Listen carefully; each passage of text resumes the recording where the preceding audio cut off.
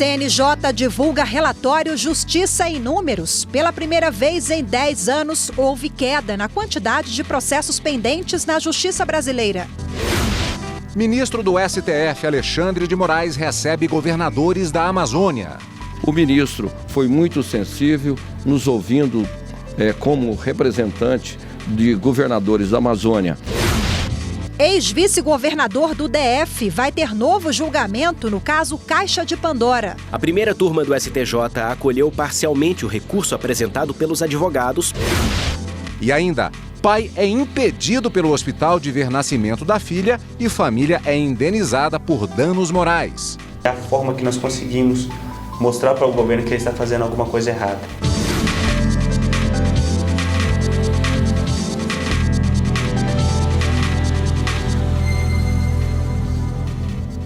Olá, boa tarde. Boa tarde. O ministro do STF, Alexandre de Moraes, se reuniu hoje com governadores e os presidentes da Câmara e do Senado para discutir a destinação de recursos do fundo da Petrobras para a prevenção e combate de incêndios florestais na Amazônia. E quem acompanhou o encontro e traz agora ao vivo para a gente as informações é a repórter Fernanda Tavares. Olá, Fernanda, muito boa tarde para você.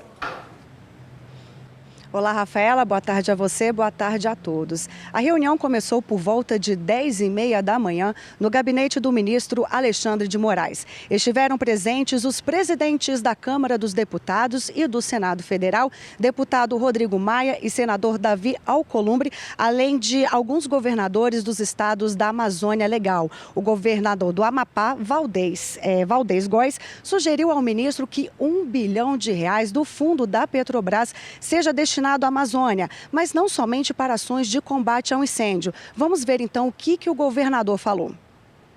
O pleito dos 2,3 bilhões do fundo da Petrobras é que pelo menos R$1 bilhão seja destinado, distribuído, 200 milhões para atender um descontingenciamento no Ministério do Meio Ambiente, 400 milhões para o governo federal aplicar em atividades também da Amazônia e 400 milhões diretamente para os governos os governos da Amazônia Legal, os 9 estados.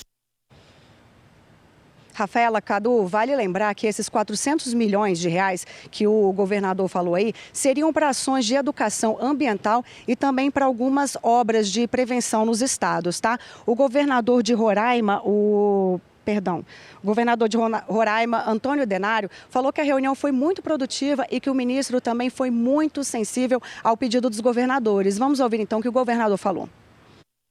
O ministro foi muito sensível, nos ouvindo como representante de governadores da Amazônia. Solicitamos que parte desses valores sejam distribuídos para os estados da Amazônia para a preservação do meio ambiente e também fazer o zoneamento ecológico e econômico da Amazônia e dos estados.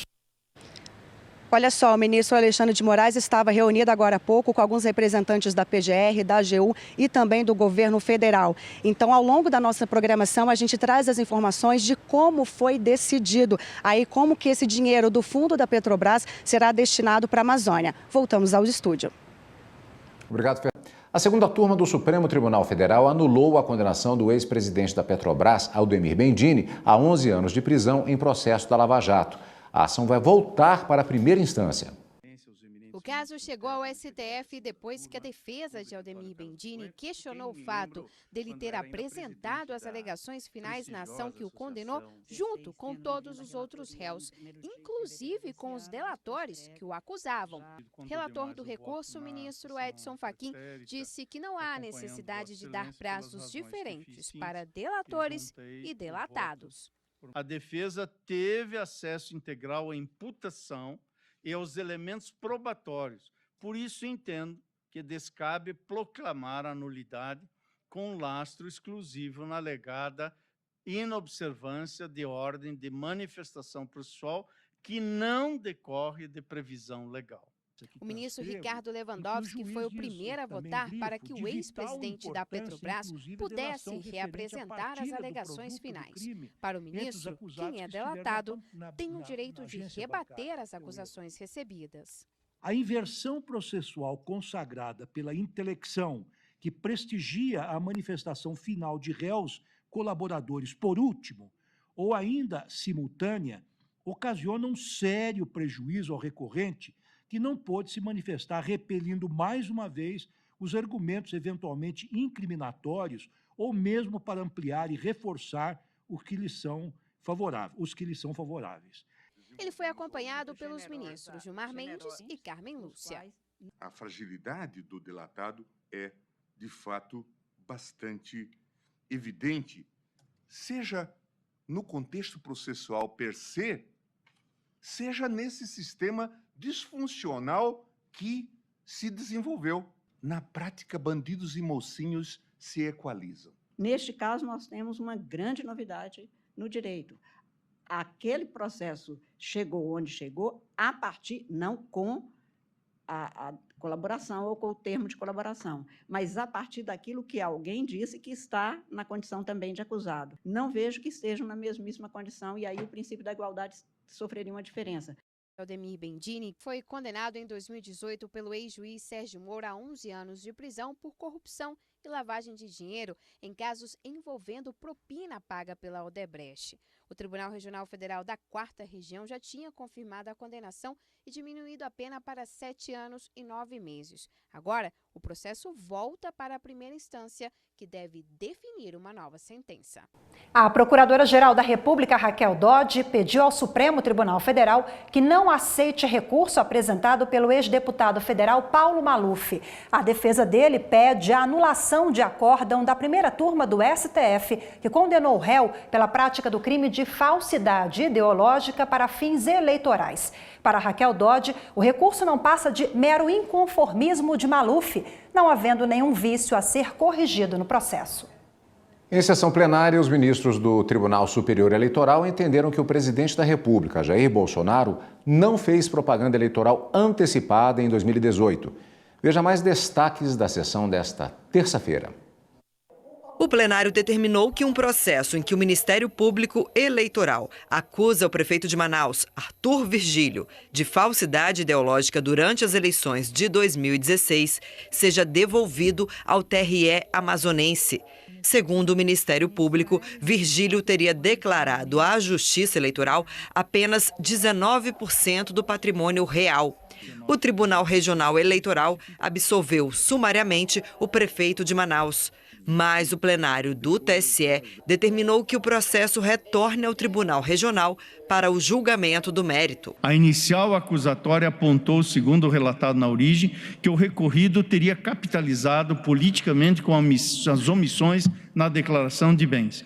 Existem indícios de que o baixo patrimônio declarado pelo candidato lhe gerou divulgação na mídia. Colho de Folhas 83, colocando como um dos candidatos mais pobres na disputa, inclusive com a diminuição de patrimônio em relação à candidatura para o primeiro mandato, isso em 81%. Os ministros também determinaram que um processo que acusa o ex-governador da Bahia e atual senador Jacques Wagner, de Caixa 2, deve ser remetido à primeira instância da Justiça Eleitoral. O político foi acusado em uma delação premiada homologada no STF. Há, no mais, expressa determinação do STF para aplicação do novel entendimento aos processos em curso, tal como ocorre na espécie. Ainda na sessão do dia 27 de agosto, o TSE entendeu que o presidente da República, Jair Bolsonaro, não realizou propaganda eleitoral antecipada nas eleições de 2018. O Ministério Público Eleitoral acusava Bolsonaro de veicular outdoors no Amapá antes do prazo permitido pela legislação eleitoral. O ex-vice-governador do Distrito Federal, Benedito Domingos, terá novo julgamento por improbidade administrativa. A primeira turma do STJ acolheu parcialmente o recurso da defesa para anular a condenação do caso conhecido como Caixa de Pandora. A ação civil pública foi proposta pelo Ministério Público do Distrito Federal e Territórios porque Benedito Domingos, então deputado distrital, teria recebido vantagens ilícitas para apoiar o ex-governador José Roberto Arruda. Segundo o MPDFT, ele teria recebido cerca de 6 milhões de reais pelo apoio a Arruda. Benedito Domingos foi condenado em primeira instância à perda dos bens de origem ilícita, à suspensão dos direitos políticos, multa e a proibição de contratar com o poder público por 10 anos, além do pagamento de R$900 mil por danos morais. Ao julgar a apelação, o TJDFT confirmou a sentença, mas afastou a condenação quanto à perda de R$6 milhões, valor arbitrado em primeira instância como acréscimo patrimonial indevido.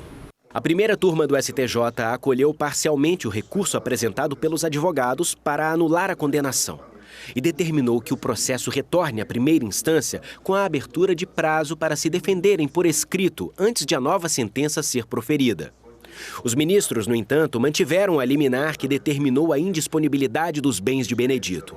O relator, ministro Napoleão Nunes Maia Filho, entendeu que a condenação do político foi baseada apenas em uma delação premiada e que essa colaboração não poderia ter sido admitida como única prova no âmbito da ação de improbidade administrativa. E no próximo bloco, presença de acompanhante no parto é direito da mulher. Temos muitos casos de violência obstétrica, não é? E você ter alguém na sala de parto pode filmar, pode ser testemunha de que você sofreu aquela violência.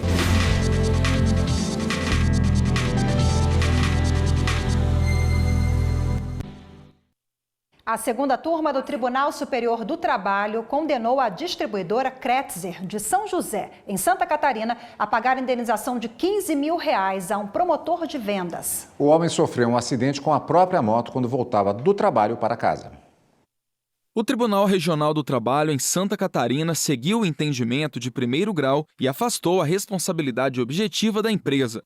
De acordo com a sentença, o empregado bateu na traseira de um veículo em rodovia que apresentava boas condições e a moto foi retida pela Polícia Rodoviária Federal por estar com os pneus gastos. O TRT ainda acrescentou que o acidente estaria ligado a fatores condicionantes, como o fluxo de veículos das rodovias e o estado em que elas se encontram. Na reclamação trabalhista, o profissional disse que fazia rota entre pelo menos 4 cidades, sempre com a própria moto. No acidente ocorrido em fevereiro de 2010, na BR-101, ele sofreu fraturas na mandíbula, punho, dentes, clavícula e ombros. Isso tudo deixou sequelas e motivou diversos gastos.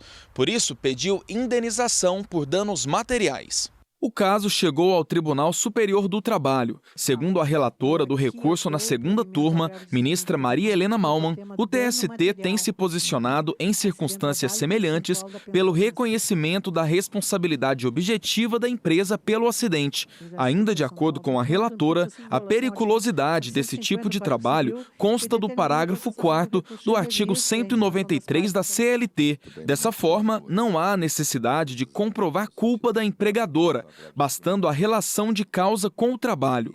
Assim, a turma condenou a empresa ao pagamento de R$15 mil ao empregado. A decisão foi unânime.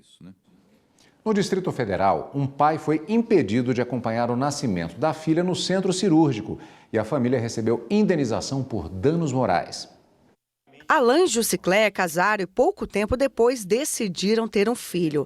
Tudo ia bem até que na terceira ecografia, o casal foi avisado sobre uma má formação do feto e que o bebê não teria mais que 20 minutos de vida após o nascimento. Os pais do bebê têm uma incompatibilidade genética raríssima. São poucos casos no mundo. Mesmo assim, decidiram levar a gestação até o fim. Durante o parto, a mãe teve algumas complicações, o que levou o pai a ficar fora do centro cirúrgico. Os enfermeiros avisaram que ele não poderia entrar porque não tinha nem roupa, nem touca limpa para ele usar. Após o nascimento, Alain conseguiu segurar a filha numa sala do lado de fora do centro cirúrgico, mas ficou horas sem notícias da esposa. O trauma foi tão grande que a família decidiu pedir na justiça danos morais pelo pai não ter participado do parto. Eu não sabia o que estava acontecendo do lado de fora. E o que aconteceu dentro do centro obstétrico assim, foi bem chato, né? Porque eu tinha uma equipe grande, tinha mais ou menos assim, eu contando, tinha uma de 12 a 13 pessoas. E não, meu marido não estava presente. E eu sabendo de tudo que ia acontecer, o falecimento da minha filha, eu não sabia que eu estava com esse problema. E eu sempre perguntava, onde está meu esposo? Não, já está vindo. A família ganhou a ação e os pais receberam 6 mil de indenização. O desembargador que analisou o caso destacou a Lei 11.108 de 2005. É obrigatória a presença de acompanhante durante o trabalho do parto e do pós-parto. Ela veio para quê? Para dar um suporte para a gestante, para a parturiente, porque nós temos muitos casos de violência obstétrica, não é?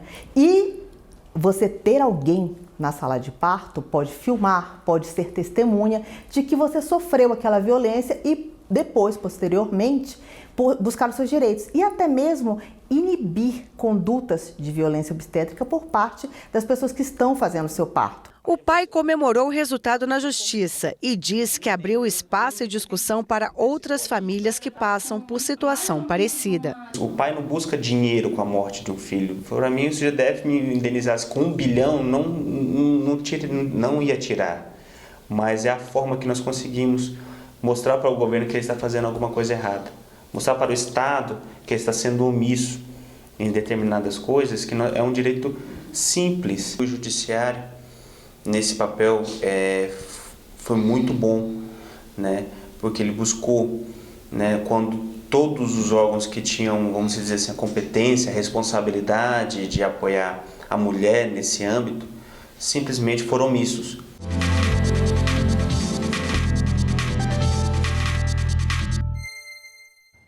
E para falar mais sobre o assunto, nós recebemos aqui no estúdio o advogado Felipe Baima. Seja bem-vindo, boa tarde. Boa tarde. Boa tarde. Bom, nesse caso que vimos na reportagem, a criança apresentou um problema de saúde e o hospital alegou que não tinha estrutura para receber esse pai. Não tem justificativa, é direito da mulher, né? É direito da mulher, esse ponto foi muito debatido já nos tribunais e não há justificativa. Os tribunais tiveram tempo hábil para se adequarem a essa legislação, que é a 11.108 de 2005. Então, é obrigatório a escolha da parturiente ter esse acompanhante. Antes da internação, a mulher ela deve indicar quem vai acompanhá-la? Ela deve indicar, e deixando claro que a lei não coloca um marido ou alguém familiar ou consanguíneo. É de livre escolha da parturiente. Agora, como é que funciona? A pessoa que negou esse atendimento, um chefe do centro cirúrgico, um médico, ela pode ser responsabilizada também junto com o hospital? Justamente. Nesse caso, como é uma irregularidade e um descumprimento legal dessa lei federal, esse hospital, essa pessoa jurídica ou a pessoa física, eles podem responder tanto no âmbito indenizatório, como vimos na reportagem, seria no âmbito civil, tanto no âmbito criminal, se for um servidor público, pode responder por prevaricação, está descumprindo a lei, e até administrativamente, no caso, o médico, por exemplo, pode responder perante seu conselho. Toda lei ela tem um objetivo específico de um determinado tipo de atendimento àquela comunidade que está sendo jurisdicionada por aquela lei. A importância da acompanhante, no caso, é para a proteção especificamente da situação da mulher, da parturiente? Justamente, além do direito, no caso do pai, como vimos na reportagem, mas o mais importante é ter um parto humanizado à parturiente, que ela possa ser acolhida nesse momento tão importante da vida dela. Esse é o principal intuito da legislação. Doutor Felipe, a simples negativa já gera um dano moral? Também é outro assunto muito debatido nos tribunais. Hoje temos diversos julgados de que a simples negativa gera... O dano moral ele é muito subjetivo, mas como se trata de um momento muito importante para a mulher e também um direito do pai de ver o nascimento do seu filho quando for o pai ou acompanhante, os tribunais vêm julgando favorável o dano moral na simples negativa. Quais são os elementos que caracterizam o dano moral? Quais são as provas? Porque é subjetivo, né? É muito subjetivo. No caso aí, há um descumprimento legal, né, dessa lei. O dano ele é causado por esse nexo entre o fato, no caso a negativa, e o resultado, o impedimento do pai ou do acompanhante de estar ali e a mulher está sendo preterida por isso. Então, a simples negativa, e obviamente isso há uma grande dificuldade nas teses judiciais justamente na comprovação. Então, a gente sempre indica que essas pessoas possam registrar isso em algum órgão, né? Seja no órgão de conselho do médico, seja uma ocorrência policial, tem algumas reclamações, inclusive, junto ao PROCON. Existe algum tipo de orientação ou até mesmo um protocolo para ser repassado para o acompanhante quando ele vai entrar, um pouco antes de entrar na sala, no caso, na sala de parto? Geralmente, os hospitais eles passam alguns procedimentos básicos para essa pessoa entender como deve se portar. E eu gostaria de mencionar também que seria importante, por parte da parturiente, antes do parto, tentar esclarecer junto ao hospital se existe esse acompanhamento, porque existem muitas negativas no Brasil. Então, qual é o procedimento daquele hospital em que ela vai haver aquele parto? Conversar com o médico que fará o parto para ver qual é o entendimento dele sobre essa matéria e talvez até fazer um protocolo registrando isso de quem que ela quer que seja o acompanhante junto ao hospital antes do parto. Nós vimos na reportagem uma fala que eu achei muito interessante em relação à presença do acompanhante no hospital. Inibe também uma possível conduta irregular da equipe médica, aquela relação, uma decisão até que nós tivemos do Conselho de Medicina em relação à violência obstétrica também? Com certeza. Hoje é um tema muito em voga e toda presença de alguém, principalmente no caso, a maioria das pessoas usam de filmagens ou de fotografias, isso com certeza inibe, porque é uma pessoa, uma testemunha, e aí com certeza isso inibe qualquer conduta irregular dessa equipe médica. Às vezes a pessoa, o acompanhante, pode passar mal, ou às vezes numa situação extrema ela ter algum tipo de reação não prevista. O que é que o hospital pode fazer? Quais os limites em relação a essa atuação? Existem muitas negativas nesse sentido e a lei não trata sobre isso, mas os tribunais vêm julgando que isso não é motivo hábil para negar esse acompanhamento. Ok, doutor Felipe Baima, mais uma vez, obrigado pela participação. Uma boa tarde. Agradeço. Boa tarde, doutor. E a seguir, relatório Justiça em Números do CNJ mostra resultados positivos do Judiciário. Foram quase 8 julgamentos por dia útil por magistrado.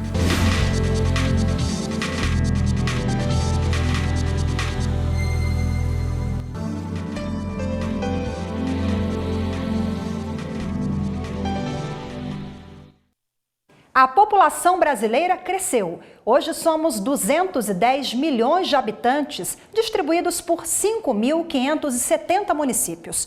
Os números foram divulgados hoje pelo Instituto Brasileiro de Geografia e Estatística, o IBGE, e representam um aumento de 0,79% na comparação com a população de 2018, que era de 208 milhões de pessoas. Os dados estão no Diário Oficial da União desta quarta-feira. Pela primeira vez em 10 anos, o Brasil registra queda no número de processos. O dado faz parte do relatório Justiça em Números, que anualmente faz um mapeamento do Poder Judiciário. A 15ª edição do relatório foi apresentada agora há pouco em Brasília pelo ministro Dias Toffoli, presidente do Supremo Tribunal Federal e do Conselho Nacional de Justiça. Pela primeira vez em 10 anos, há diminuição de processos no Brasil. Hoje são pouco mais de 78 milhões de ações pendentes. Na prática, significa que a Justiça teve mais ações solucionadas do que processos novos que chegaram nos tribunais. A grande queda está nos processos trabalhistas, motivada principalmente pelas mudanças geradas pela reforma na legislação em 2017, além das conciliações. Estas e outras informações estão no relatório Justiça em Números, elaborado pelo Conselho Nacional de Justiça, que traz informações sobre gastos, acervo processual, atuação e estrutura judiciária federal e estadual. A 15ª edição do relatório apresenta à sociedade dados fornecidos pelos 90 tribunais brasileiros até o ano passado. Entre os pontos de destaque também estão o aumento do julgamento de processos, das ações em andamento em plataformas eletrônicas e a diminuição das despesas do judiciário. Em 2018 foram julgados mais de 32 milhões de processos, quase 1 milhão a mais do que em 2017. A informatização da Justiça também permitiu uma mudança na forma de andamento das ações. Hoje, 84% estão em plataformas eletrônicas. Quanto às despesas, é a primeira vez em 10 anos que houve queda nos gastos do Poder Judiciário. Ficaram em 94 bilhões de reais. 90% deste valor é de pagamento dos 450 mil servidores ativos, além de inativos e aposentados. O orçamento é 37% menor que em 2009. Na apresentação do relatório, durante uma reunião preparatória para o Encontro Nacional do Poder Judiciário, o ministro Dias Toffoli destacou a atuação de juízes e servidores no alcance das metas.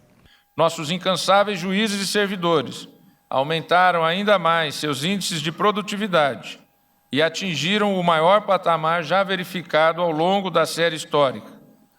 Foram quase 8 julgamentos por dia útil por magistrado. Foram julgados mais processos do que os que foram distribuídos, com resultados positivos em todos os segmentos de justiça. A Procuradora-Geral da República, Raquel Dodge, participou do lançamento do relatório e elogiou as práticas adotadas pelo Poder Judiciário. Nos últimos 15 anos, esse trabalho com base em metas e indicadores tem trazido benefícios muito importantes na linha da eficiência. O sistema de justiça tem trabalhado melhor, tem entregado decisões que têm contribuído para a paz social no país. E hoje a gente fica por aqui. Muito obrigada pela sua companhia. Boa tarde e até amanhã. Fique agora com o programa Repórter Justiça sobre planos de saúde. Uma excelente tarde para você. Tchau.